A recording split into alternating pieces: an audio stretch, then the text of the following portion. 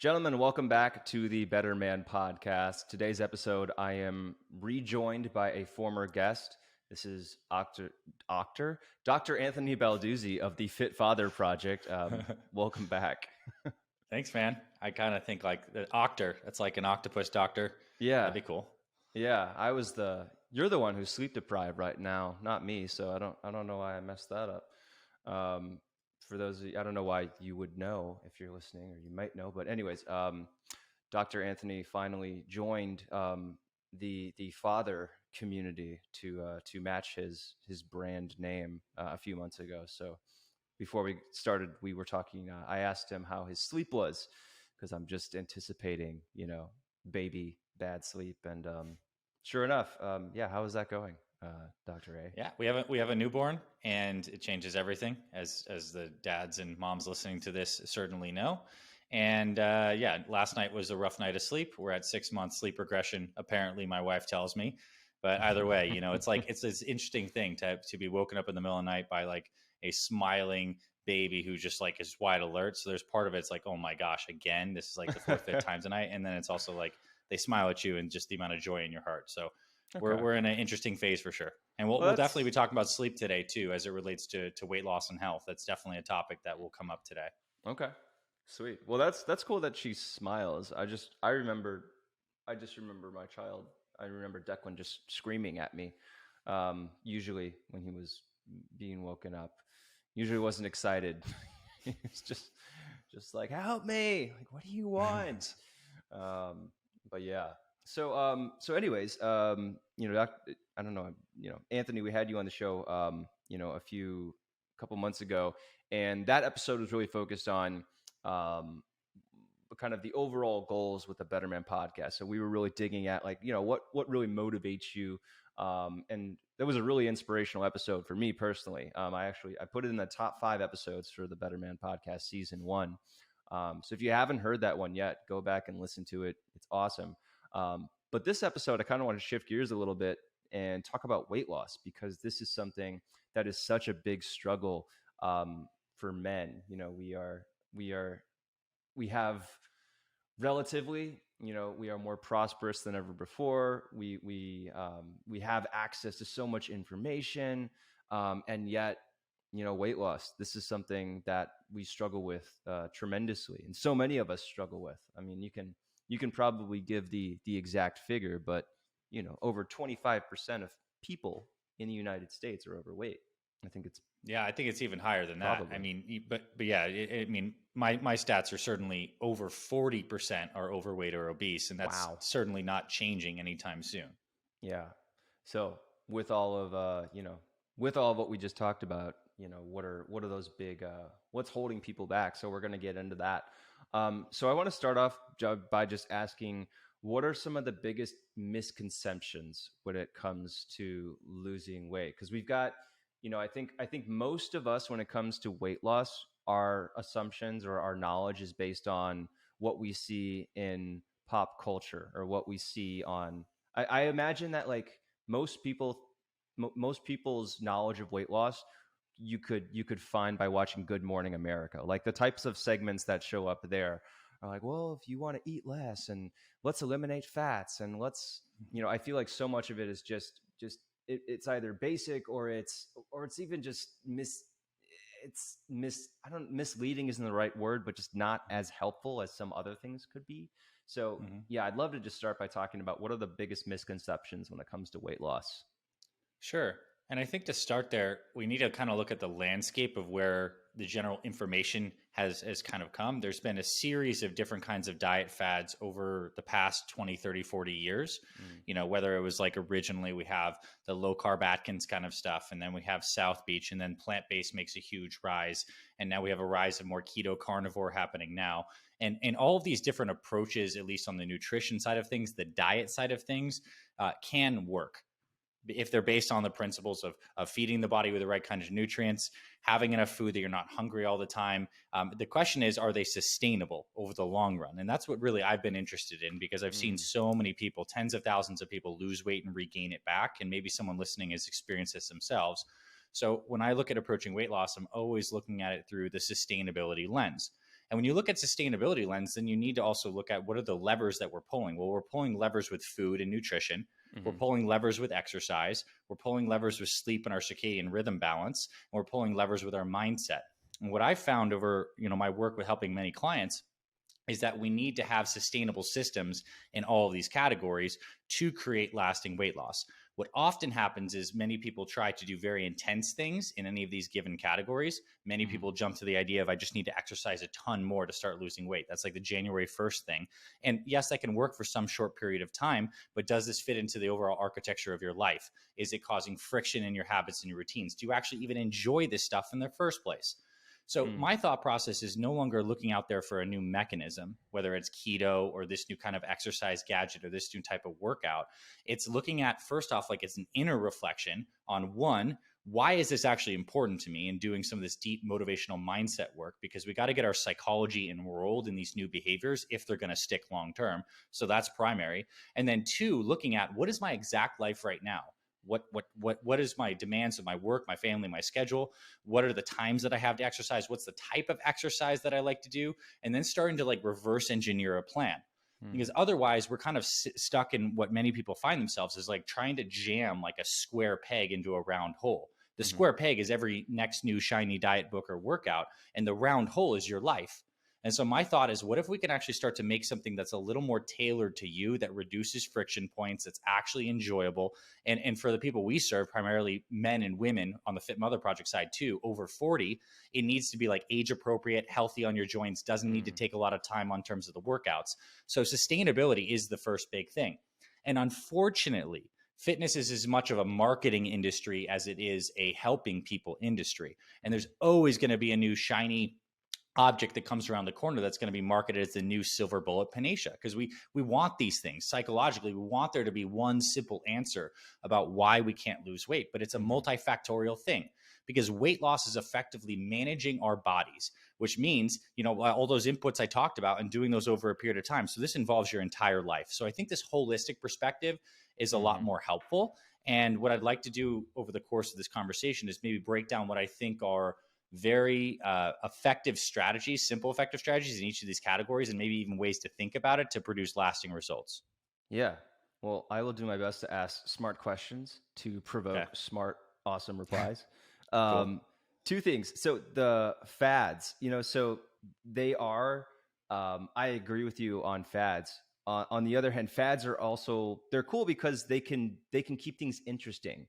Yep. I talk with a ton of people who are like, well, I just need to do something new, or like I need to do a new workout, or I need to do a new something, and I experience that myself too when if I'm getting bored, like I want to try something new, or I'm going to do, Hmm. instead of doing the same 10-minute yoga routine I've been doing for the last 2 years, how about I change it up and do something else? So I think learning how to maybe balance some of those shiny objects, instead of just taking them and saying, I'm going to make this my life now. Um, Yep. but the other part that I really like that you talked about was, use the word sustainable. I've actually, when I sat down with my team a few years ago, leading into New Year's in 2019, we sat down, we kind of made a mission statement, and the word that came up and something that I've continually brought up is, how do we make living a healthy lifestyle sustainable and enjoyable? And Yep. I kind of just answered it in the title there, but you make it something that is enjoyable, but you do take a look at your life, like what Yep. what are all the different demands going on in your life right now? What are your professional obligations? What are your family obligations? What are all of those things? What are the things that you need to do in order to keep yourself happy? And then how do you fit in these new habits, these new practices that are going to help you lose weight? So it has to be realistic. It has to be, oh yes, this makes sense, and I can do this. So Hmm. I really like that you brought that up.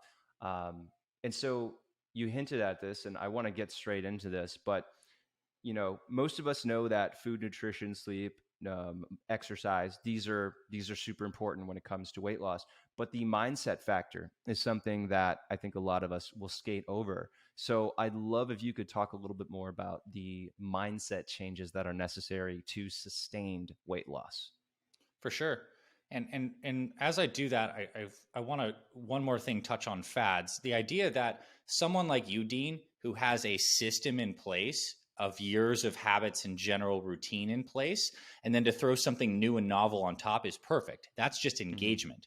But for someone who does not have this baseline foundational system established, their rhythms of nutrition, sleep, exercise, then a fad ultimately is not based on this the strong foundation. So Mm. this is an important architecture of how change happens, because when you're trying to lose weight, if you're currently not at the right weight and you know you don't have habits established, we need to work on building that foundation, and novelty can come later. These are little like hooks and ornaments on the tree, but you got to have the trunk first, and the trunk is your sustainable rhythms.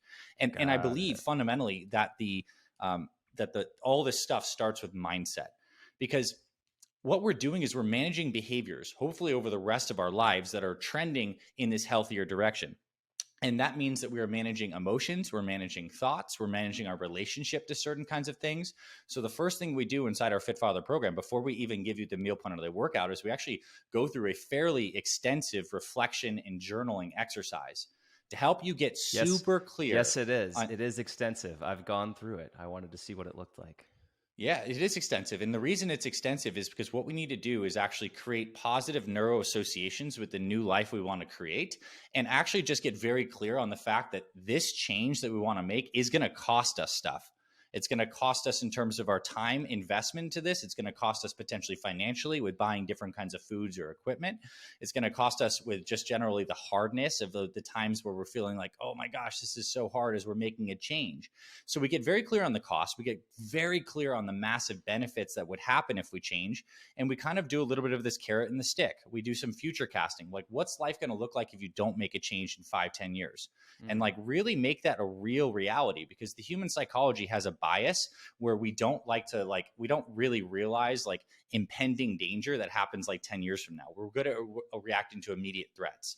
And so, if we can actually start to pull some psychological levers and see that our current path is actually not sustainable, and it actually is leading us on like a crash course that's going to negatively impact all areas of our life that we care about, outside of just our aesthetics, how we look, how we feel, but how does it impact our ability to provide for our family? How does it Yeah. impact our feeling of congruency with ourselves, like mind, body, spirit? Some of these deeper reflections are necessary, because and we actually crystallize these into a written mission statement. And the Yeah. reason I did this in the program is because I saw some early research, and many have probably heard of like the Harvard Goals Study, where basically they track people who graduated from Harvard. Those that wrote goals crushed it. Those that did not crush it nearly as much. So my thought is, like, when we're trying to lose weight, there's a lot of initiation energy that needs to happen. So let's write a 30-day mission statement and actually put Mm. some commitment and some emotive power behind that. Because losing weight and getting a new healthy lifestyle, like analogy I like to use is like shooting a rocket into space. Like, it requires a ton of energy in a short period of time to break through inertia, to Mm. get out of the atmosphere. And then once you're kind of cruising and you're up out of there, it's a lot easier. You have this kind of positive momentum building. So in the first 30 days, we need to get very deep, make Hmm. deep connections on why health matters, and write that into a mission statement. And you went through the exercise. I'd be curious to see like what your experience was with that. Also knowing that you're a man who has a lot of these things like figured out, but I'd be Hmm. curious to hear your process of the reflection that you went through doing our program.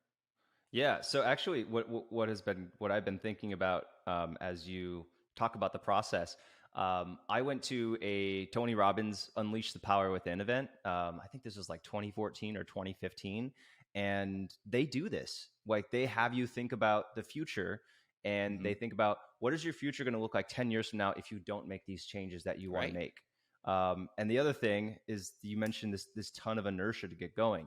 Tony Robbins is all about this, like, this massive change, right? You have to make this massive shift in order to cause. So that's what I was actually just thinking of when you were Mm-hmm. talking about that.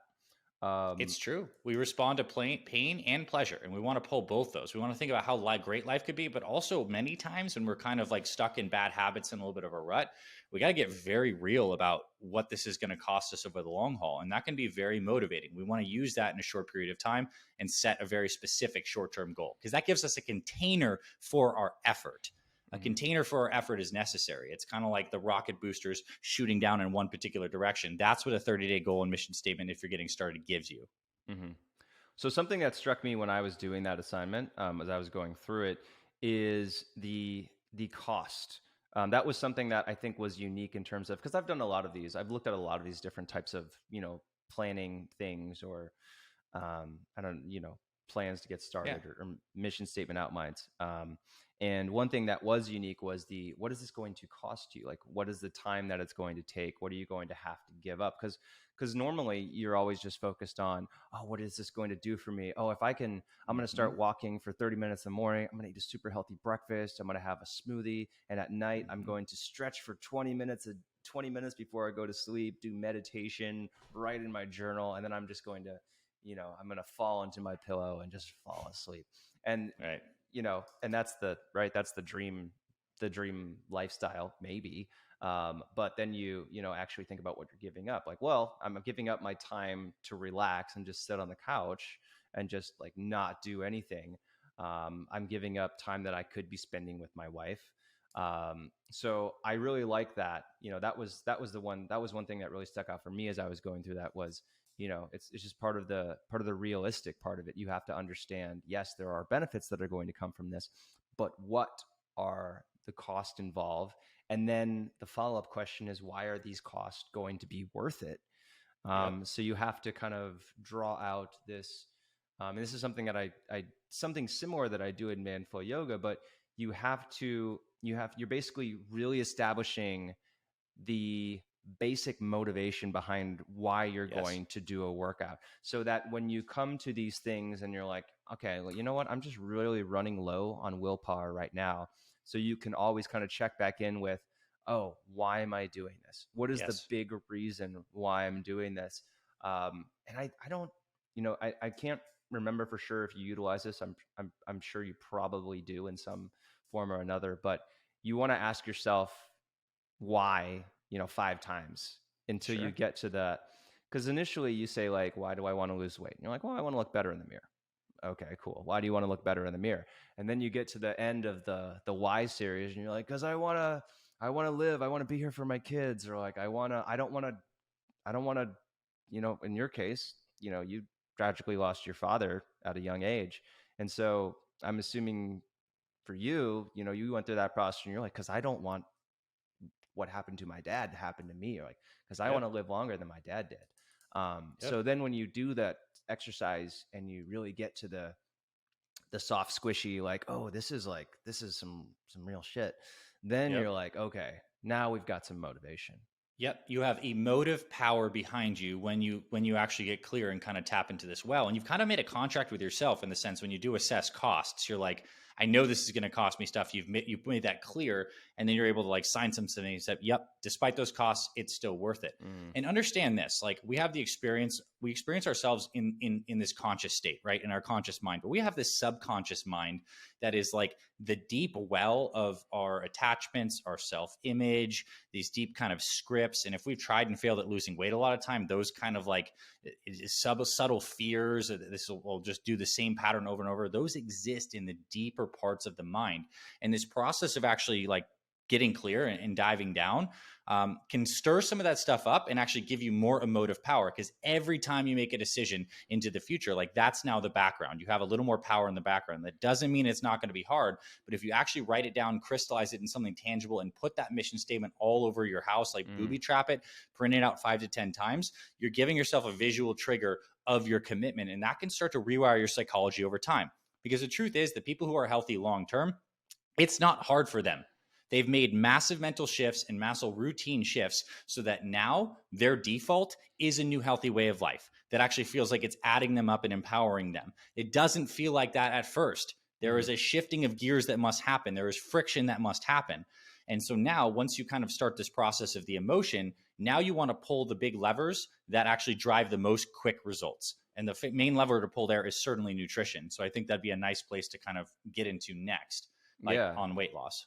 Yeah. So, I mean, for me, what you're bringing up as you're talking about the mindset, is just that it takes a lot of energy. It takes a lot of discomfort. I mean, that's what change is, right? Change is hard.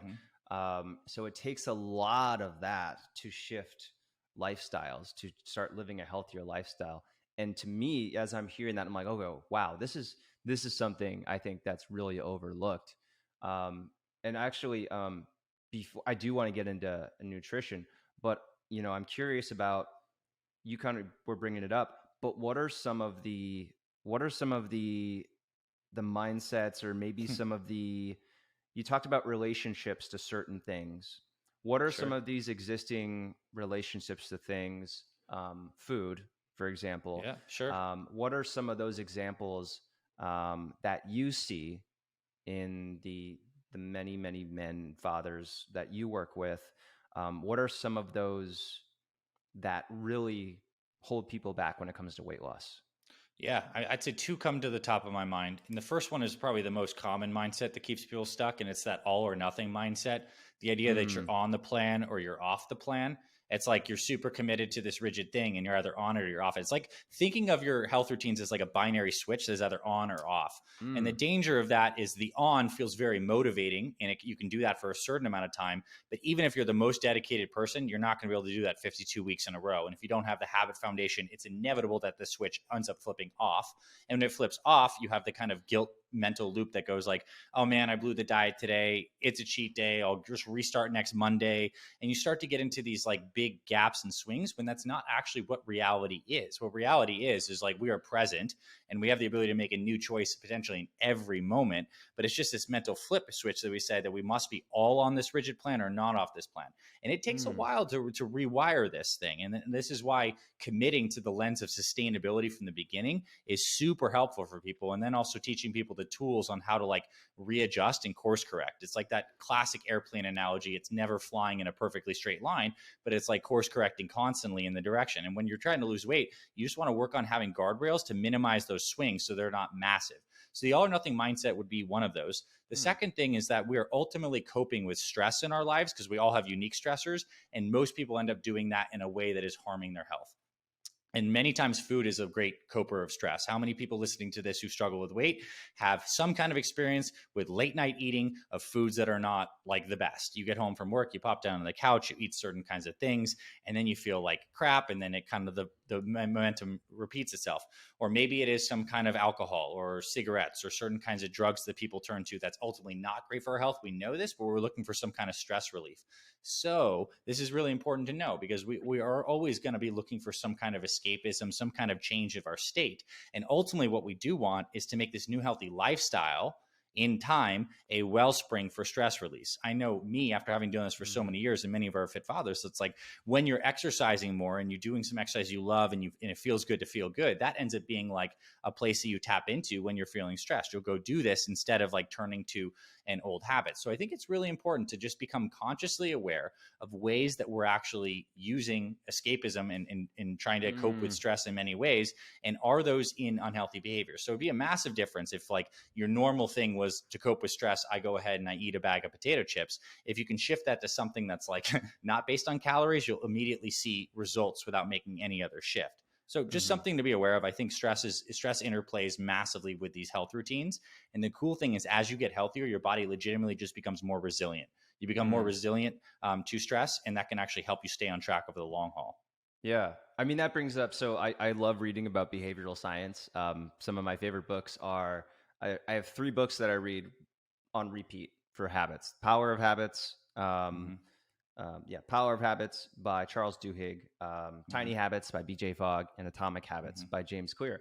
And something that is talked about all the time in that is you're not actually, when you change a behavior or when you change a habit, you're not actually changing the entire cycle of the habit, because every habit Mm-hmm. can be broken down into a trigger, a craving, and what you do to alleviate that or feel better. Mm-hmm. And so, what you're doing when you're changing up your stress eating habit is you're not eliminating feeling stressed, right? Because Right. you're always gonna, okay, trigger, I'm feeling stressed, craving, I'm gonna have something, I'm gonna eat some food because I know that relieves my stress, and then you go and eat something to relieve the stress, right? That's a cycle that Mm-hmm. works. So it's having the awareness and also having the available willpower to, when Yep. you get to that in between of I have this craving and I'm going to do this to satisfy that craving, you think about, well, what's the craving that I'm really trying to satisfy here? Because I'm not eating because I'm satisfying a craving of calories. I'm eating because I want to feel less stressed. So if you Yep. can use the awareness and your understanding Yep. of how behavior works in that moment, you can say, wait, I can do something else to feel better. Yep. I can do something else to relieve my stress.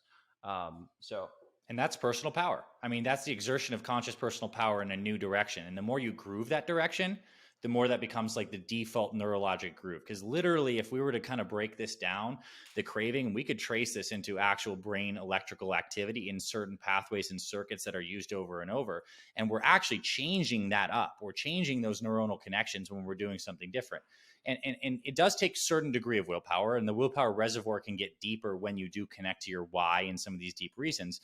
But the most important factor is, even if you're at a point where you feel like you don't have a lot of willpower, is to create a system that creates a healthy environment that makes it far more likely you succeed. yes. At least 75% of the time, right? It's environment that is like the massive factor. So when it comes to like nutrition, we do some very tactical stuff as it relates to this example of cravings. We give people the healthy snacks to like put in your house 4 times when you have these cravings. So we take a substitution on the cookies you used to have, and we give you something that is like a better option. So we're not even like dramatically changing things. We're just making like a swap that still gives you a lot of the same benefits. And now you have an environmental tool that is going to be a lot more likely that you do succeed. These kinds of examples of creating a sustainable, like systematic nutrition plan that gives you clarity and gives you a track to keep on working and practicing every fresh new day helps you be successful. So environment is massive. And I know we're going to talk about that a lot as it relates to these different levers, the nutrition, the sleep, the exercise. But, this is the thing. How can we create a system tailored to your life that is going to create a healthy environment for you that makes it more likely you succeed? And then guess what? That negative momentum, which is the guilt and the old habits, can shift into positive momentum. And then you feel like you have wind on your sails, like behind you, pushing you forward. And that is a very motivating feeling. Then you get into the world of intrinsic motivation, where the fact that you're doing this thing and you're feeling good and you're seeing results based on your effort becomes inherently motivating. And there's some flip that happens for everyone at a different point in time. For most people, it's like within 2-3 months or 6 months of like pushing on this stuff. It doesn't happen automatically. But when it does, it's because that neural groove is so established now and it's become so much easier. And you've seen enough results that you actually believe in yourself, and you've seen the changes and your energy levels are better, that you just want to stick on the path. Another thing we do that's kind of interesting, I know this is a little out of place, but we actually encourage people to do free meals. Instead of cheat meals, we call them free meals, but we schedule those in, like once a week. Some people do them once every 2 weeks, but we want to do this regularly, because what really happens, it's interesting, as you start to eat more clean and healthy foods and you start to have those free meals, it gives you a little reprieve knowing that, man, I've been used to having burgers multiple times per week. Now I can have it once per week. It's not like it's totally gone out of my life, but as your body gets healthier and cleaner, when you do end up having these free meals, you find how horribly it ends up making you feel relative to the thing. So now you've actually created a new kind of like behavioral guiding thing. It's like, holy crap, I've been doing so good on weight loss. I just ate the pizza night on the free meal. It was scheduled. It was proactive instead of reactive. But today my GI system is messed up. I'm clearly holding water. Was that even worth it? And that's a powerful question, right? And it's not to say that needs to ever leave your life, but we're now using your environment and your behaviors to start to rewire your own psychology through your own direct experience. And that is the key to sustainability. You're not following some we give you a meal plan to follow with all the recipes. It starts there, right? So you can actually get on a track to start creating some grooves, but ultimately it becomes your own personal experience and journey. And that's the key. Awesome. I mean, I love the way that you explain that, that you're actually creating new neural pathways or whatever you want to call it in your brain that are, I mean, you're literally writing how you look at things that you used to do for stress relief and pleasure. Now you're looking at it from the sense of, wait, I feel bad. Like, I don't feel guilty. I feel bad. Like physically, I feel badly. And it was because of this thing that I ate. And I think creating that, I know it's, well, that's like, I was actually writing up notes for another solo podcast before I got on the call, before we started this interview. And part of that was writing about why I stopped eating, why I stopped having my little, I don't know if we would call them binges, but I definitely had, I would have unhealthy food in the house, easily accessible, and I would eat it a lot. And the reason I stopped was because I stopped having it in the house. Number one, I eliminated my access. So going back to what we were talking about with the environment, I did things ahead of time. I built a system, or I changed my environment so that when it came time to give into this bad habit, because, or I ran out of willpower, it wasn't an option because I didn't have access to it because I had Right. changed the environment. And then over time, I, you know, every now and then I realized I had access to, junk food again. And then I would have it. And then an hour later, I'd be like, oh, wow, I have a headache because I ate all that sugar. Or like the next Mm-hmm. day, I'd be like, my poops are weird. My stomach doesn't Yep. feel great. This sucks. Totally. I don't want to do this. So Yep. I love that I love that you talked about that. I want to share one more thing on that because I think it's very relevant. There is a period of transition, like biochemically in the body. Like when you're eating all this stuff all the time, like foods that you know aren't good for you, it's in a weird way you can like kind of like tolerate it. Your body's in just like low level of like can handle all these like high fat, high salt, processed, unhealthy foods. And you'll find as your system gets cleaner, there's a period of time where your taste buds legitimately change, especially if you've had sugar. It could be take people like 1, 2, maybe 3 weeks where the palatability of certain foods change, because when you're eating a lot of processed crap foods, it's like putting volume level 100 on the like the sugar receptors and sweet receptors in your tongue, and it takes time for those to rewind. So that happens, and then there's a certain time where you go back and you drink that diet soda that you used to drink like a liter of a day, and you're like, I cannot believe I used to love the taste of that. That does happen. There's that change. There's also a massive change to your gut microbiome, right? The gut bacteria are being responding to the kinds of foods you're eating. And as you start to clean that up, those guys are starting to change. And then food cravings will start to change in time. So just understand there is like the body does all this naturally without you even to know any of like the science or the why. When you start putting cleaner inputs in, the body starts to change. But there is a period of a couple weeks. It could be almost like a drug detox, if you will, but like a food detox where it can take a little bit. Other people, like I think one sign that you're on the right track is the stability of your energy levels. If you're feeling like your energy levels are pretty solid, that's a strong indicator that your nutrition and your sleep are in good order. We find a lot of people as they start to clean things up, even in the first week, they start to poop better and more regularly, and their energy levels get a little bit better. So those are good like leading indicators that you're on a good track. Yeah. Well, I like that you brought up these different time periods because so you mentioned it takes 2 to 6 months for, I forgot specifically what you said, but you mentioned it takes intrinsic motivation kicks in, around that time. So we've got 2 to 6 months for this. We've got this 1 to 3 week period where it takes your body time to adjust to the diet, which is great because then as people are going through it, they know like, okay, I'm in this period right now and it's going to suck for like another week. But if I can stick to this for just, another week, then I'm going to get out of it. So having these, a clear expectation of, okay, this is going to take 4 months, or this is going to take 1 month, instead of thinking this is the rest of my life forever. Right. And I can never change from the plan. Totally. It makes it a lot more achievable. Yep. For sure. It gets easy. I mean, just look at all the people who like love their healthy lifestyles. They're not doing it because it's hard. They're doing it because it makes them feel great. And many of them were in rough shape to start off. Yeah, I think it's good to understand the roadmap of change and generally how that takes. The other thing I think to go a little more specifically, I believe if you're going to start to like eat healthier, knowing that's a huge component of this, one of the best things you can do and preach this in our programs is to standardize your first meal of the day. Whenever that meal comes for you, whether you're someone who likes breakfast at 6 a.m., whether you like to intermittent fast and wait until noon to have your first meal, one of the things we do is we help you decide on what is the meal timing schedule setup that fits best for you, your just general predilections and things that you like, your schedule, et cetera, and then standardize that first meal of the day and make it healthy because we're busy in the morning. And so one awesome behavioral hook is to have a standardized healthy breakfast. It could be overnight oatmeal. It could be some yogurt with some fruits and some hemp seeds. It could be a protein shake. It could be whatever it is for you. We give you options, obviously, in our meal plan and stuff like that. But if you can make that first meal standardized, you've kind of knocked out at least 1/3 of those decision points, and you have a new healthy behavioral positive hook every single day. So no matter what happened yesterday, you have something clear that doesn't take a lot of time to prep, that gives you energy for the rest of the day. And then the rest of the meals are going to be a lot more likely to be healthy when you have a first healthy breakfast. We all know that's kind of true. If we start the day off with a bunch of crap stuff or we're on the back foot, it's a lot more likely that becomes the energy for the day. So standardizing a first meal is massively successful. And what we like to do is make it really simple where it only takes like 5 minutes to prep because you don't want a lot of behavioral friction early in the morning. Like how many people have bought juicers, right? Maybe you saw some commercial juicers and like, you're like, I'm going to make some juice, living foods. It's going to be great. Except the damn thing takes like an hour to do. You get all the produce and then it's like, there's just so much friction to juicing that like Mhm. very few people juice long-term.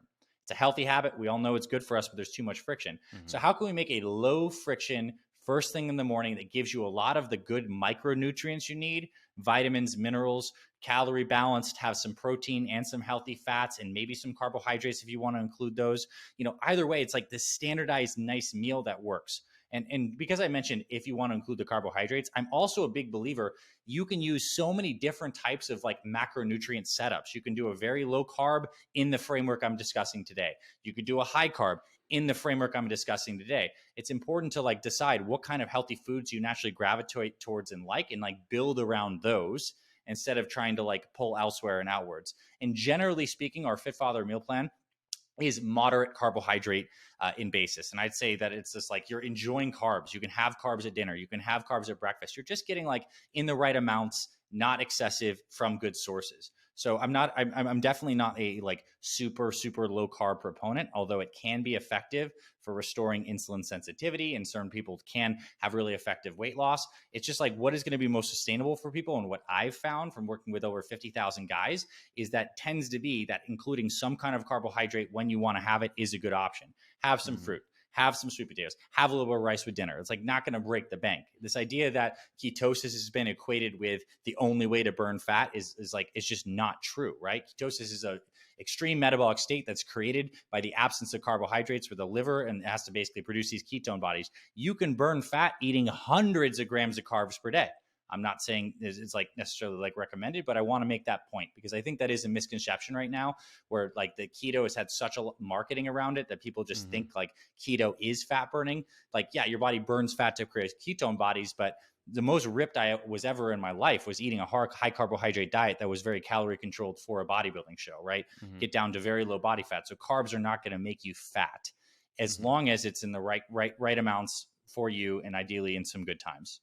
Yeah, I'm glad you brought that up. I mean, it just goes back to the conversation we were having at the beginning about, fads, things being shiny and paying attention to them, and to the point that we're just we're making it hard on ourselves than it has to be. Yeah. Um, and the standardized meal thing, I mean, I can speak to that even without, that's just for me. I have eggs every day. It's really Yep. boring. My wife is like, oh, eggs again. I'm like, yeah, eggs again. Mm-hmm. And I also have a smoothie every day. Yep. I have a smoothie every Yep. day. Every day I'm home. I actually, my wife and I and my parents, we went to stay at a lake house in Austin for like a little 4-day getaway. We drove 30 minutes, out to the lake, got an Airbnb, and we loaded up the car with all of we had Declan was 4 months old at the time. So we had to load up the car with all of his stuff. Mm-hmm. We're first time parents. So, we didn't understand that he could be okay without everything that he used on a daily basis. So we load up the entire car, and then we're almost done. And Marissa's like, "Do you have everything?" I'm like, "Hold on, I got to go back and I got to get my blender because I'm not because if I could, Yeah. like for me that blender is part of that's how I make my smoothies. And smoothies are just Yep. something that I do every day. It makes me feel good, but it's also great that the routine aspect. Yep. Having routines is awesome for, I think, your mental well-being as well. So for me, getting up a little bit earlier than my son wakes up, and my wife gets up so that I can have 10 minutes to make my smoothie, make my Yep. eggs, make my coffee. That is just that's something that makes my day super simple because I'm getting nutrition that I'm going to feel great like throughout the day. Mm-hmm. And also it's great because I get some time to myself to Yeah. kind of start the morning off.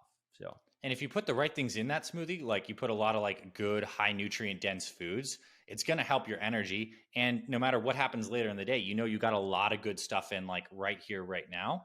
mm-hmm. What we teach in our plans is there's actually one prior step that we like to have people do, especially when they're starting to lose weight. Is like the first thing before whatever that breakfast comes is to like have a hydration ritual.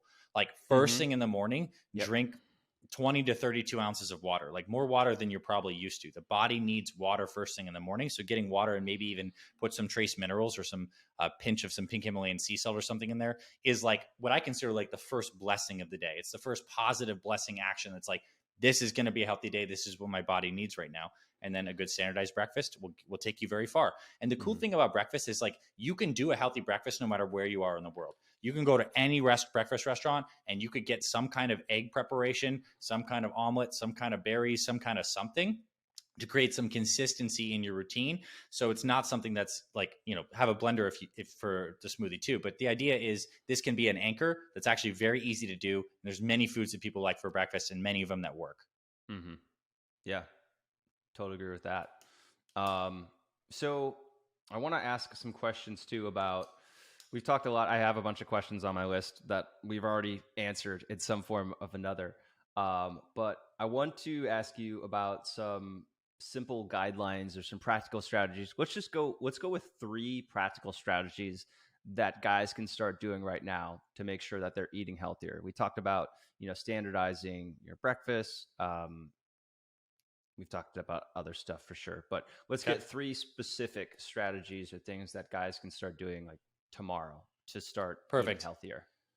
All right, and this is kind of like the process we use in the Fit Father meal plan is like step one, decide on your meal timing schedule setup. I think the big reason that people Meal get in timing. trouble with nutrition is their nutrition becomes reactive and they don't have structure. And our bodies actually function best nutritionally when we have discrete periods of eating and then allowing digestion to happen. And we're not constantly snacking and like making blood sugar go up and down, where we have discrete periods. And so here's a couple setups that work well. One is like basically 4 times per day. You have breakfast around 8, lunch around noon, snack around 3, dinner around 6 or 7. That's like a standard approach, works for many people. It's great if you want to lose weight. Another one would be intermittent fasting. Decide maybe it's like 11, snack at 2, dinner at 6. That works fine. But actually just committing to a structure that you have times is massively helpful when you want to lose weight, because then you're just slotting in good inputs and your nutrition is now proactive instead of reactive. The second tip I have is that you got to pick a healthy go-to snack and you got to buy it and have it around the house. And ideally, these are just like natural, non-processed foods, things like fruits, things like nuts, things like certain kinds of protein bars that don't have a lot of like crap in them. The more like high quality ones like that could be a protein shake, could be some kind of like meat or leftover or pickles, whatever you like to have as a healthy snack. Like get that, stick that in your house and have that for those scheduled times between lunch and dinner. People run into this big problem between lunch and dinner because it is like a 6-7 hour chasm of time that typically most people, unless they're used to fasting, need something to insert. And a lot of bad stuff gets inserted there. And if it doesn't, if you just don't eat during that time, it makes it a lot more likely you might binge out on dinner or eat a lot of other things. So the practical tip is like decide on your go-to healthy snacks. I don't know, go to Whole Foods, go to Sprouts, go to some grocery store, buy a bunch of like meat sticks, buy some jerkies, buy some protein bars, buy some nut mix, something, and try some things out and find what yours are, because those can actually be a consistent thing for you no matter where you are, no matter where you travel. If you just bring those go-to things, it gives you the sense mentally of a consistent routine that is not location independent. And pro tip, I would say, if you can kind of snack that's not perishable, so you can just take it anywhere, which I guess the nuts and the fruit and the stuff Mm-hmm. like that and the jerkies and the beef sticks, like all those things work in that thing. So that's what I would say, because that ends up taking away this dimension of reactive snacking out of your life. Mm. Third thing is like pretty much stop drinking like sweet stuff or artificial sweetener stuff. Like primarily you want to be drinking water. You could certainly have some herbal teas. But if you're having stuff with a lot of artificial sweeteners or just straight up sugar, it's going to be, you're just kicking yourself in the foot. As we all know, those things don't give you satiety. They do give you a lot of calories for, a little bit of liquid, and they do throw your blood sugar into a tailspin. So that's not a good idea. Mm. And the final thing is, I believe the way to approach dinner and the way we teach with our clients for just the basics is to do something we call a perfect plate. So if you're to imagine like a blank plate of food, like a big circular plate, the framework is this: fill half that plate with any kind of fibrous veggie you love. Broccoli, asparagus, salad mix, Brussels sprouts, it could be carrots and green beans, like half of that there. Benefit of that, we all know that a certain amount of these good plant fibers can be helpful for your gut bacteria. They help you feel full. They help your digestive health. They can lower cholesterol, and they give you some satiety benefits. So half is veggies, a quarter is any kind of protein you love. So we can sub any other protein with any other veggie here. So it could be salmon, could be ground bison, could be turkey, could be pork loin, could be some kind of fish. It could be even plant-based, and maybe we combine these things into some kind of like a quinoa, black bean, and some kind of vegetable mix. But a quarter of that is protein, and then the final quarter of your plate is some kind of healthy carb, or if you want to go low carb, additional healthy fats. Hmm. So a healthy carb option could be some kind of rice. It could be some kind of sweet potato. It could be some kind of squash. We lay all this out in the meal plan of different kinds of options. But the idea is to start to figure out what your go-to perfect plates are and have those regularly. And this is a framework, and you could throw all sorts of different things. It could be salmon, asparagus, and brown rice. It could be ground beef, taco meat, with maybe some fajita veggies, a little bit of sweet potato stir fry. That would also hit the mix on this. It could even be deconstructed in a way and be super simple and be kind of like a sandwich, if you will, with a little side salad. You get a high quality Ezekiel bread as your carbohydrate. You slide in a lot of it, a turkey avocado, a little bit of a side salad. If you start to approach the dinner meal with the perfect plate mindset, basically most perfect plates have around 600 calories, 600 calories, roughly speaking. The calories aren't necessarily important to track unless you're someone that's very data analytic and you want to track these things. If that's the case, go for it. But either way, this portion guideline is going to make sure that you're basically eating non-processed foods that'll help you feel full, and you can have a ton of variety if you want in those perfect plates. And also, when you go to a restaurant, the healthy, they always give you like those one or two default healthy things. If you know how to like read a menu, that you're like, this is like for the healthy people that want to eat like the Right. salmon and like the bok choy and like the forbidden rice. Like that's a perfect plate. They're always perfect plates. So it gives you a framework for eating out at restaurants as well. And it also can be applied to things like lunch, like Chipotle. You go out to get a Chipotle bowl. You could get some salad base on this. You have a little bit of rice. You get your barbacoa and you get your guacamole for your healthy fats. And you hold off on maybe the sour cream and you throw some salsa on that. Like that kind of fits this perfect plate framework. It's just a simple way to give you enough variety and enough consistency. We need to balance these two forces. Too consistent with not enough variety gets boring over time and we want to fall off the track. Too variety without enough consistency is hard to actually get traction because there's not enough structure. So frameworks are important for kind of marrying consistency and variety. And during those first 30 days or so of this thing, you're trying out some recipes that someone like us provide for you to see what you actually like. But then ultimately what you're doing is you and your family are internalizing and figuring out what your go-to perfect plates are. So I'm curious because I know this is something that is like the habits of successful, healthy people. What are some of your family's perfect plates, Dean? I know you probably make something like that. What are some go-tos for you guys? Yeah, so I'm very methodical with dinner. I have like 5 or 6 plates that I just go through over and over. I will also mention that I have an opposite. My goal is not weight loss. So for me, I eat a lot more carbs than somebody who's trying to lose weight. But typically, I always have some sort of veggie available. I make broccoli, steam it. I'll have it. I'll add in some cheese. I'll add in some salt butter. Nothing wrong with some good fats. Not at all. Totally fine. We'll do. I recently started making fasolaki a lot, which is a Greek style green beans. So cool. It's a slow roast of tomato sauce and green beans, garlic, and a lot of other good tasting stuff. Ground beef, chicken. I have a taco dish that I make that is delicious. That has a ton of peppers, veggies, beans. Sometimes tortilla, sometimes no tortilla. But that's got chicken. That's got avocado too. There's some more healthy fats. So those are a few of my perfect plates that I tend to do. Yeah. But you have them figured out. You have go-to meals and like you've kind of refined them, and you also have a little bit of experimentation with some more cooking. Like one thing we find with people who want to lose weight is actually spending the time in that beginning period where investing a little more in those dinner times, like actually doing some cooking, doing some meal prep, getting your hands, active and making food for yourself is a very important part of this process because you learn and you start to establish habits on that front. And then the other thing to know is like, there's many ways to pave the path for a successful week. And some people find that doing a meal prep ritual 1 or 2 times per week to basically prep all of their favorite go-to foods that make a perfect plate. So maybe cooking salmon in bulk, maybe cooking chicken breast in bulk, maybe putting on the rice cooker, maybe putting some green beans and sweet potatoes in the oven and cooking things in bulk can be a great strategy. It just paves the path for success. You don't have to do it, but it works for a lot of people. But either way, what did we need to understand and figure out to get here? Well, we needed to actually use our awareness and a little bit of pre-planning and pre-thinking to decide what are our favorite healthy foods in the categories of proteins, veggies, carbs, and healthy fats. And we actually have a worksheet where you go through this and you write down your 3 favorite ones. And it sounds kind of elementary, but it's so critical, because if you can start to build your nutrition around healthy foods that you already love, and you have simple ways to combine them that don't take a lot of time, it's going to be a lot more likely you're successful. It's kind of like if I showed up at your door every single day at mealtime, and I knocked on your door and say, here is your favorite healthy meal that is like calorie balanced, and I hope you enjoy this. I'll be back in 4 hours. Like, it'd be an amazing service. People would love that. We can do this for ourselves in a certain sense by simply spending 1 or 2 hours, high leverage time, preparing a little bit and setting ourselves up for success. And I also want to say too, there are no cooking ways to do this. Like, let's say you're a busy guy, maybe even a single guy, you're not cooking for a family, like, and you were open to a whole bunch of kinds of foods. Man, you could crack open a tin of some sardines with some mustard on the side of like some salad or some breads or some crackers, like whatever. There's like so many ways you can do this without necessarily needing to cook. But I think it is valuable to get more invested into the process of preparing your food. Mm-hmm. Yeah, I love so much of what you just said. So if you heard that, go listen to it again, because that was all gold. And I just want to add some things to what you were saying. Number one, leftovers are extremely overrated.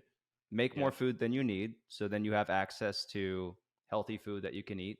I find that if I do experience cravings and I'm like, oh, I want to have something really crappy right now, it's usually because I don't have any leftovers or I didn't have a good breakfast. The second thing is drinking water. One thing that, because most of us know we need to drink more water, or maybe we don't, but now we do. One thing that I found super helpful to drinking more water is have a big ass water bottle. Have a giant water bottle. Like this is what I take with me everywhere. It is a 46-ounce Yeti cup of water. If I drink 2 of these a day, or maybe a little bit more than 2 of these per day, I'm where I need to be. But if I'm just bringing around a little 20-ounce bottle of water, I drink it in 8 seconds, and then I have no more water. So get a giant water bottle. That's super helpful. And keep it on your desk, because it's like the power of habit stuff. The visual cue of seeing water is key. So just because I'm feeling passionate about this topic right now, let's talk a little more about how water fits in a nutrition plan. There are really a couple times where you want to drink water, and I believe it's fine to sip water, but I think it's actually really beneficial at times to drink like a bolus of water, like a lot of it at once. In the morning is a good time to certainly rehydrate. And then maybe you have your breakfast meal or whatever. Wait about an hour, 2 hours after you've had your meal, where your stomach feels kind of like more or less a little empty, but you haven't eaten yet. That is a phenomenal time to drink water. You don't want to chug a lot of water like after you have a meal, because it actually dilutes the digestive enzyme concentration that's your body's trying to create. So it's like just a little side note. But yeah, in between meals is a great stretch. So let's say you did have breakfast at 8 and you had water first before that. You have breakfast at 8, maybe around 10, 11, you're just cranking down half of that whole bottle, or maybe even the whole thing. And then you have a next meal and you do the same kind of rhythm. And if you do that 2-3 times a day with a big enough water bottle, you're there. You're at like the 80 to 120 ounces or so that, most guys should be at. And you'll figure out what your ideal water target is. As you drink more water, you will pee more. It is a part of the game. Enjoy the process of getting up, moving more, and just getting used to that. It's good to continuously flush the system. And if you're sick and tired of just boring water, try some teas. Squeeze some lemon or lime into your water. I would personally avoid using a lot of the sugary mixes, and even if they're like stevia sweetened, because it's not always a good thing to have sweet taste constantly in the background. But there's ways to make water a little more interesting if you're not good with just plain old water, but most people are to a certain extent. Yeah. So I wanted to so about the water. So I think it's called I forgot what it's referred to, or what the term is. But it's the Japanese water protocol, or Japanese drinking, or however. Like Kangen? Is it Kangen? No, not the. I'm not. Oh no, we're not getting into that. We're not getting into. Okay, we're not getting into fancy water machines. I'm talking about. We're talking about the water schedule. But the practice is you wait until you don't drink as you're eating your food, and you wait a certain amount of time. I don't know if it's 10 minutes or if it's longer than that, but you wait at least 10 minutes to have water after you're drinking. So it's kind of cool to hear that there is a scientific reason to why you are not drinking water. It's fine to have some water with your meals, just don't chug a lot, at the same time. And that's basically it. That's cool to know. And the other thing that I was going to bring up after your big nutrition guidelines spiel is people don't get fat from eating vegetables. So like For sure. one of the biggest things that people, like, well, how do I eat healthier? I'm like, take a plate, make half of that vegetables. It will be Right. very hard for you to get fat, or for you to get bigger than you are now, or to not lose weight if half of what you're eating is vegetables. Correct. So I think that's a really underrated tip, so to speak. For sure. So Yeah, it I gives you do. bulk. Yep. So I do have a couple questions, specific questions that I want to ask you. Do you need to avoid eating before bed? Because that's something that you hear all the time. And let's talk about it from a weight loss perspective rather than like Okay. someone who's trying to put on bulk, because that's not what we're talking about here. We're talking about weight loss. Yeah. It's interesting, right? I mean, there used to be the kind of health myth, I guess you'd say, that like eating before you go to bed like will rampantly cause everything to be stored as fat. And it turns out that's not true. Your overall calorie balance for the day is like the important driving factor. So there's some people that eat like one meal a day, and that's just their style, the OMAD kind of crew, and they might have a huge meal at like 8 o'clock, and then they go to bed at like 10. That's a massive amount of food before they go to bed, and some people are successful. That said, where I've kind of arrived on this topic, it is optimal not to eat before bed, not because metabolically like it magically gets stored as fat, but because our bodies run on these circadian rhythms, and at nighttime we actually prefer and we get better sleep and we actually have better digestion if we don't load up on a lot of food right before we go to bed. So when Food you is very when you say go right ahead. before bed, how much, like, what's the Two, timeline? three, Because like like, I would say optimally 3-4 hours after between the late meal and before you go to bed is fine. 3-4 hours or more. But if someone's schedule can only allow, you eat dinner at 8, you go to sleep at 10, like that's okay. But here's the concept though, and we can kind of back into what routine is going to be optimal. Like food is activity for the body. It wakes up this entire digestive system. There's a lot of like energy that's required to break down food, and heat is produced in that process. We've all had a big meal and then we're like sweating afterwards or very hot. Like there's a thermic effect to certain kinds of foods. And at night, our body actually wants to have a lower core temperature. It's this natural circadian temperature balance that gets us into sleep. It's better for us to be in cooler rooms, cooler beds, and creating a lot of heat and metabolic activity before bed is not optimal from a circadian rhythm perspective. And then if your sleep is not great, you have a lowered insulin sensitivity and lower glucose control the next day. So that can kind of snowball. So ideally, what I would say is people start to eat dinner a little bit earlier or whatever time works for you, and then have a couple hours after the fact before you go to bed. Maybe like 3 could be a good target to shoot for. Now, that being said, it's like ultimately what works best for your schedule. And there's certain people that like, dude, I get home from work really late. The dinner is already, my family's already had dinner. This is the time I must have it. And then I get to bed after the fact. If that's what you must do for your schedule, you can do that. I would say it might be a good idea in that scenario to have a slightly lighter dinner and to front load some of those calories that you might have. Like dinner, let's just say it's like 75% of what you'd want it to be, and front load some of those calories earlier in the day to have a little less digestive stress. That's a possibility. But now we're kind of getting into the realm of like micro refinements for this fictional man's routine. Either way, I would say it's probably optimal for health not to have a huge meal within a couple hours of going to bed. You'll probably sleep better as a result of that. So what if you are hungry before bed? So like for me, sometimes I just won't have as much for dinner. Maybe I worked out, that the day before, or maybe the day before and I'm feeling it now, or maybe I worked out like 3 hours before then. I'm just Yeah, like, I just need some more food. So what do you do sure. in those situations? Easy to digest foods would be great. Maybe at night, especially if you're looking to gain weight and you can tolerate some kind of dairy, maybe you're doing some kind of yogurt and berries or something that's like easy, that gives you some protein that'll keep you more full.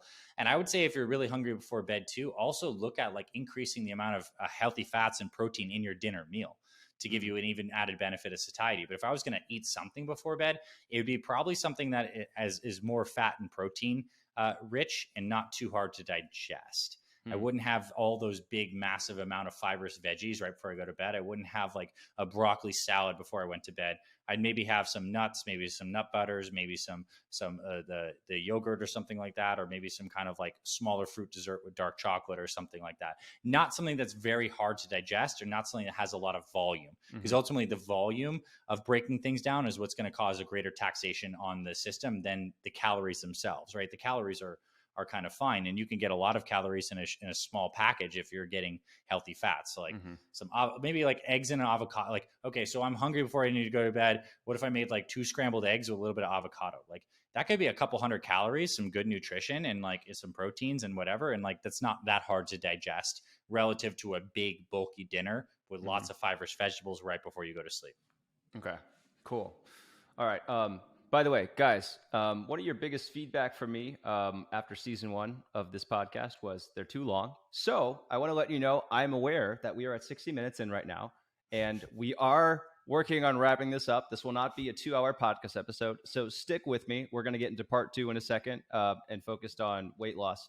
And we're also going to tell you about this really awesome cross promotion that we are running between Fit Father Project and Manful Yoga. And I want you guys, if you are listening to this and you like what Dr. A is putting down, I think you should definitely try his FF30X program. So we'll get into that in a second. But I do want to touch on weight loss for exercise. And a big concept, most people think when it comes to weight loss, like, oh, I just need to start running more. I'm going to start running every day and I'm going to lose weight. Or if I just get back and I start doing some more intense workouts, I'm going to start losing weight. And so my question for you is, does exercise help with weight loss? Is it necessary? Okay. 2 questions there. Does exercise help with weight loss? Heck yes, it does. Is it necessary? No. And we've had clients lose over 100 pounds without doing any formal workouts, but they do walk every day, they do drink a lot of water, and they do follow a sensible nutrition plan. What our bodies really need is daily activity, daily movement, accumulating movement. If you look at some of the people who live longest on the planet, those centenarians, they're not doing P90X, but they are farming and gardening and eating healthy foods. So for a long, healthy life, it's certainly good to accumulate more daily activity.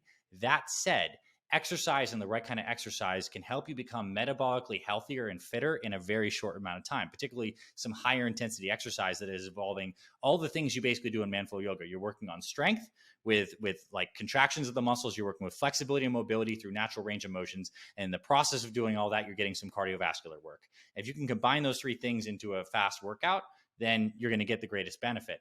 And I would say one thing is important to understand is you need to maybe pulse these in a couple times per week and look at like what's good with your schedule. For people to start losing weight, if they want to start doing workouts, 2 to 3 times per week of formal exercise is plenty to move the needle in terms of I'm actually going in, I have a workout, I'm touching weights, or I'm doing a yoga workout. This is when I'm doing that. That's enough, because we were talking about this, in a previous conversation we've had. Exercise is not about the calories burned during a given session. Yes, you'll burn those, but you're actually creating that calorie deficit primarily through eating healthier foods. It's far easier to not eat that bag of chips than it is to go run an hour and burn 600 calories. Like, that's a lot of work, and it's not exactly fun for most of us. So nutrition is the lever really that pulls down the calories. But what exercise does, it actually changes your metabolism. It's a metabolic investment. After one of those good hard workouts, let's just say we sprinkle it Monday, Wednesday, Friday, you're getting a metabolic boost for over 24 hours. Your insulin is more sensitive, and actually it can change the way your mitochondria legitimately function, so they're healthier, and a lot of these anti-aging genes like these sirtuin proteins get turned on.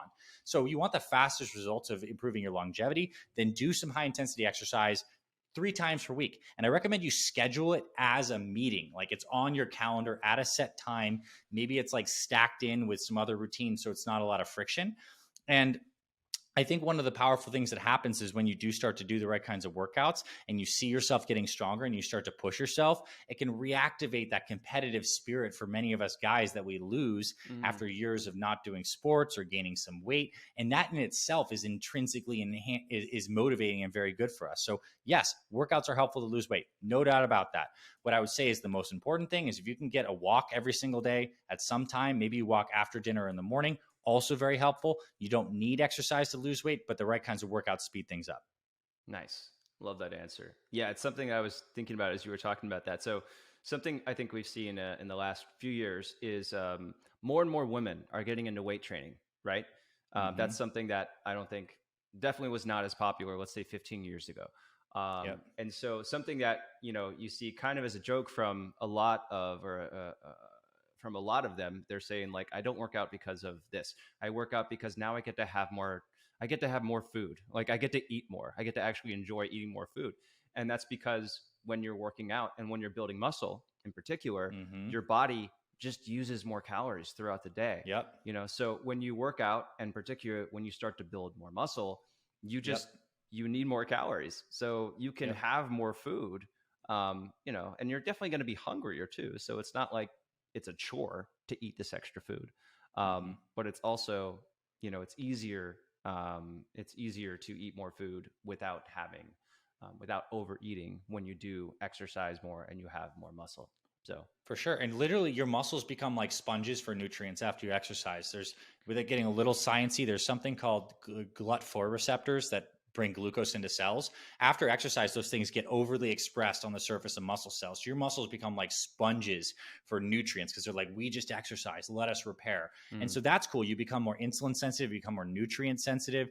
And when you do feed calories after training, your body starts to work better. So like the metabolism of someone, the metabolism and like the idea of nutrient partitioning, like when you eat food, where does it go? Is it going to fat cells? Is it going to muscle cells? When you're giving your body an exercise stimulus, it's giving your body the signal that like, bring this stuff into where I want it, bring it into metabolically active mm, tissue, and you just are metabolically healthier. So that's a good reason to do it.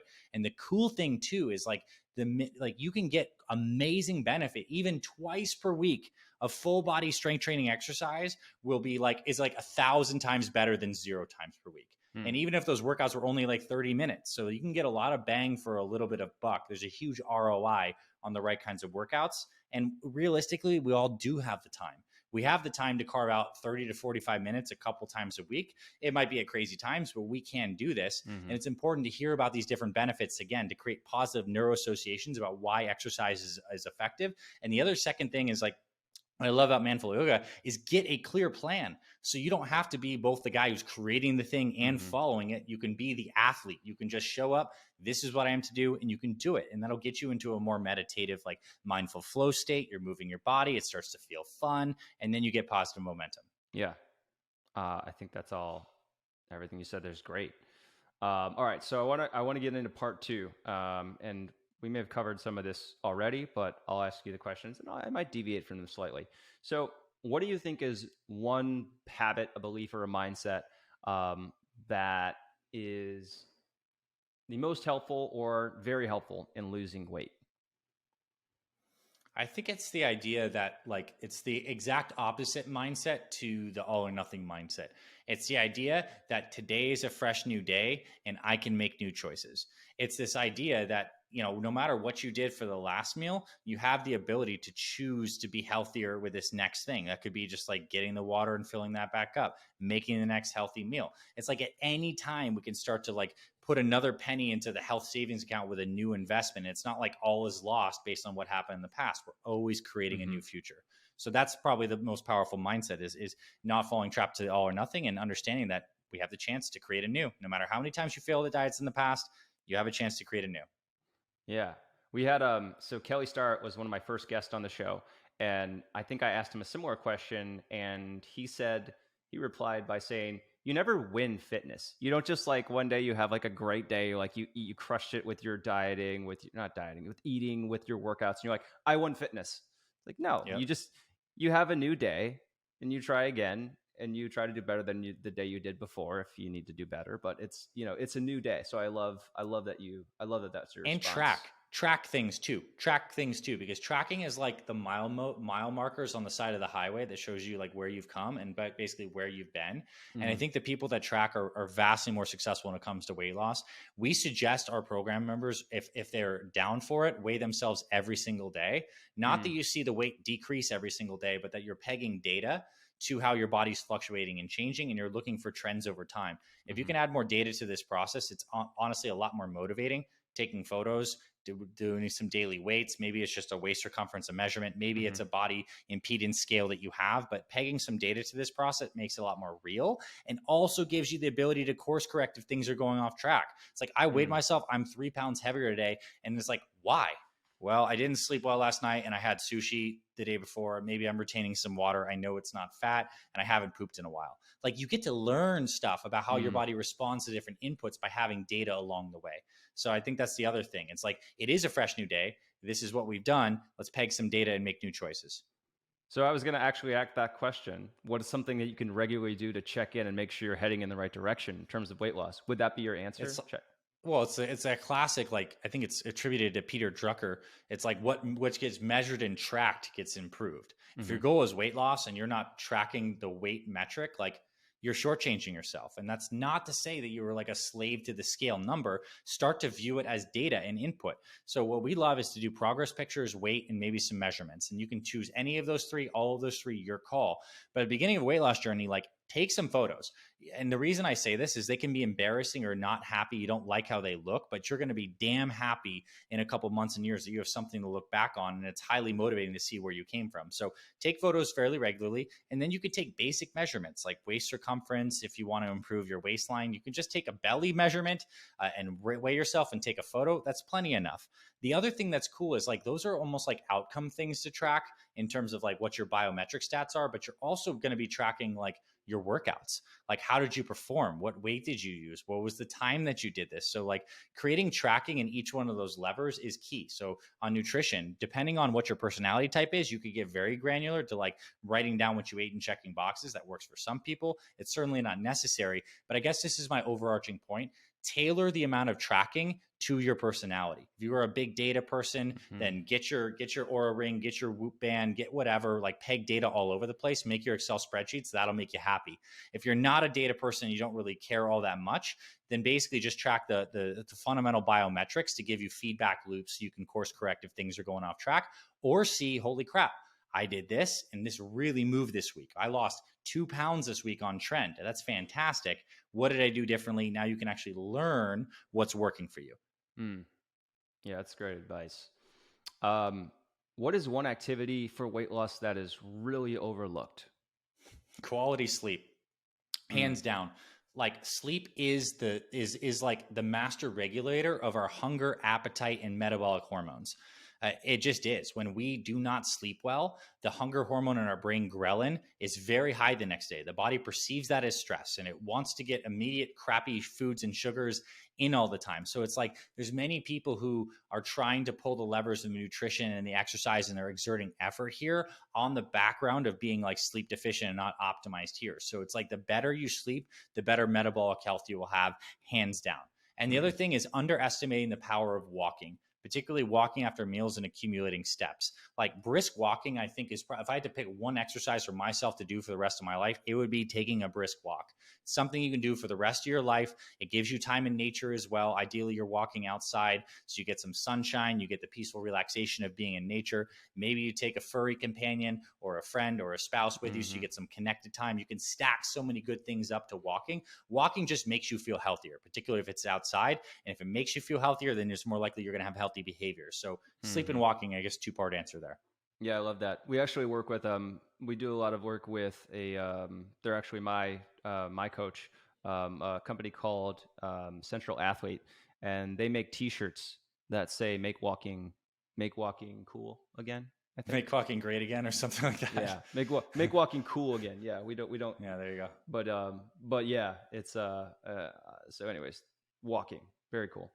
All right, what's one thing we can do to make living a lifestyle that encourages weight loss easier? I'd say it's like enrolling your family along the journey with you, or at the very least having them understand why this is important to you. We've talked about the idea of environment a lot, and that environment's going to help make it more likely we stick on it. Well, social environment is as fundamental as everything to humans. And like, we've heard that we're like the average of the 5 habits of the people around us. Well, oftentimes when we're making a change, it's because we've been in an environment that is like making it likely that we eat unhealthy food. We have a spouse that eats unhealthy food. We have kids that don't eat healthy food. And if you can get that whole nucleus of the family in a similar wavelength, it's going to be a lot more likely you succeed long-term. And here's the cool thing. You don't need to do it all at once. You can merely like do your thing. We have so many guys that just like follow the Fit Father program. They lose 20 pounds and their spouse is like, okay, good. You're doing great on this kick. They lose 40 pounds. And they're like, wow, you look fantastic. Like, what can I start doing? They lose 50, 60 pounds and the kids start eating healthier. So you just stay on your path and the family can come around. But there's also the benefit of having maybe a conscious conversation when you're starting one of these weight loss journeys. It's like, look, family, this is important to me.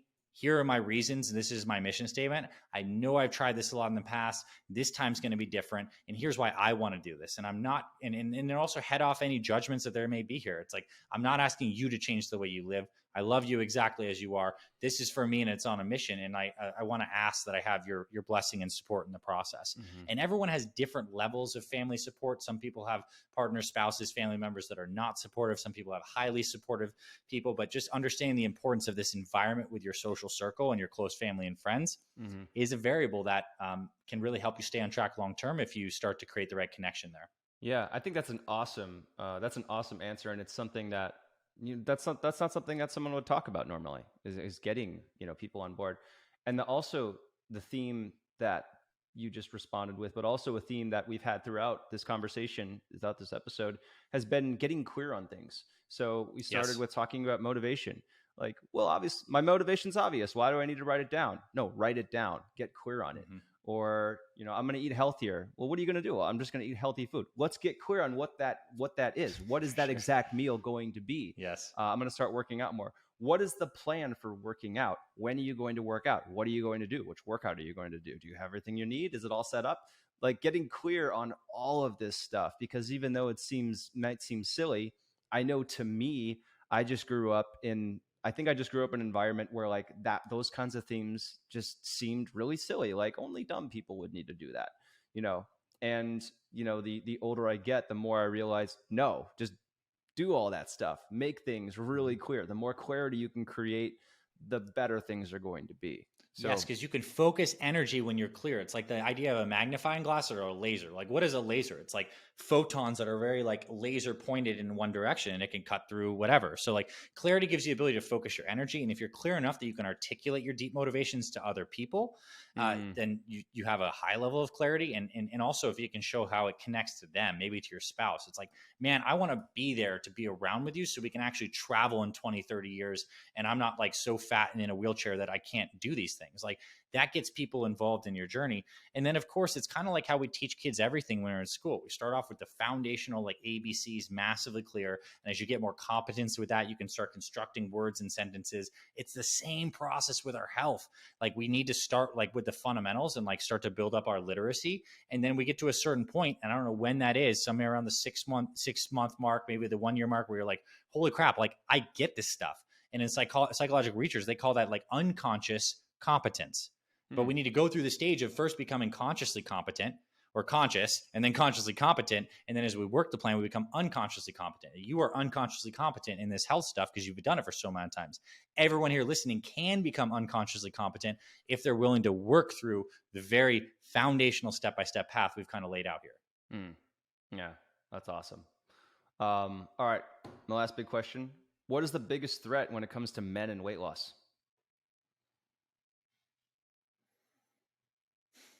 Man, that's a huge question. I'd say, okay, here's this: not having the skills to get back on the horse. And the reason I say this is because we're playing an iterative game. Iterative in the very real sense that we have every day is a fresh new day and we're looking to do better, but also like seasonally iterative. Like, no matter where you live, we have these year cycles, and there's always certain kinds of things that happen in the beginning of the year, certain things that happen in the summer, certain things that happen around the holidays. And it's this rhythm that we know we're going to be riding this roller coaster over and over again, as well as interject all the just stuff that you can't predict. Family member dies, something happens financially, change of job, move. Like, these are things that are going to like disrupt this system that we've been talking about and looking to create. Now, the more solidified your system is, the more you've worked it, and the stronger you are, you're more resilient to those stressors. But best believe there's going to be something at some time that takes your perfect routine that worked great for you for 6 months to 1 year and starts to change that. So your ability to like then recommit with the same exact entry process that might then shift a plan that works best for you based on those environmental factors is the master skill. It's like the ability to get back on the horse is just as important as riding the horse, because when it comes to our health, life is going to throw all sorts of things at us. So what we like to do with our Fit Father community is it's like this loving, welcome, open door thing where it's like, we say this, get it. You're going to develop your plan now, and some shit's going to hit the fan at some point. And that's expected. That's okay. Here's your path to glide back forward. And the more you're established, you get to glide back forward a lot faster. And that's how you can say you might be off the plan for like a week or a month or whatever, dealing with an intense situation or whatnot, but it's not being off the plan for 3 to 10 years. That's what will take years off your life. Not that you had a bad month. So this is an important idea that people need to understand. Health is about rhythms. things happen in our lives. There's even seasonal variations. And if we can understand these things, we can be a lot more successful. Anthony, that was all awesome. Guys, I highly encourage you to check out the Fit Father Project. If you are looking to lose weight, if you are not satisfied with how you've been doing so far in your weight loss journey, Dr. A has an amazing program called the FF30X program. I've gone through this myself. I've looked at it. It's awesome. It's going to go through nutrition. It's going to go through exercise. It's also going to talk about what I think is the most important part, which is the mindset. And you're going to get daily emails for 30 days, just walking you through all these different ideas. But he also has something that I think is really cool. He actually has an entire team of dedicated team members who are there just to help you. It doesn't cost extra to email them to get support. You have 8 people, right? 8 people who a team of at least 8 that are here, and I'm in there too, also legitimately supporting too. But yeah, like, because this is like, you're not in this alone, and yeah, there's some reading and stuff you need to figure out, but like, we're here to facilitate your success. Mm-hmm. So anyways, it's just an amazing program, super supportive, and we do have a special promo code to help you get started. Check I'm not sure where this is going to show up, either in the show notes, or it's going to show up on the Manful Yoga website. I think the link is going to be fitfatherproject.com/MFY, and that'll take you straight to what we're talking about now. But it's going to be a 3-day special. So depending on when you're listening to this, it will only be live for a few days after the release of this podcast.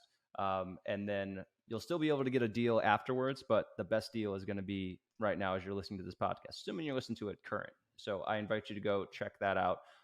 Again, especially if you are looking for a trustworthy resource for weight loss, and one that's going to help you do it in a way that's sustainable and effective and enjoyable and all that stuff. So definitely go check that out.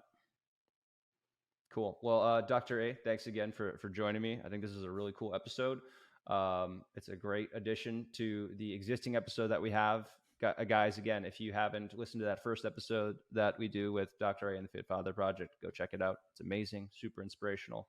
And thanks for all of the incredible information and motivation and insights that you added to today's conversation. You're welcome, Dean. Thanks for having me on. And it's just grateful to be here. And and I'm excited to see if you do have a calling for this, we'd love to have you in the program, joining us at Fit Father Project. And we do have that special $50 off the program deal. It's like literally under $100, like less than the price of a family dinner. And you get the outline that we had here, help of our team. We'd love to welcome you into our Fit Father Brotherhood. And of course, also on our end side of things, we're huge champions of Manflow Yoga, and we love this. So we're promoting all Manflow Yoga to our Fit Father Project list. And because if you're listening to Manflow Yoga, you're in the same tribe as Fit Father Project. We're like men who are committed to like living better, healthier, stronger, and just being the best version of ourselves. So you're like-minded place and friends. And Dean, obviously, I love you. This has been great as always. So thank you, bro, for having me on today. Yeah, awesome. All right, guys. I don't want to make this any longer than it has to be. So thanks again for listening to this episode of the podcast. I hope it inspires you to be a better man, and I'll see you on the next episode. If you like that episode, check out this other one right here. I think you're really going to enjoy it. If you haven't subscribed, click this subscribe button over here, and you can listen to the full episodes on any major podcasting platform. Full details below in the description.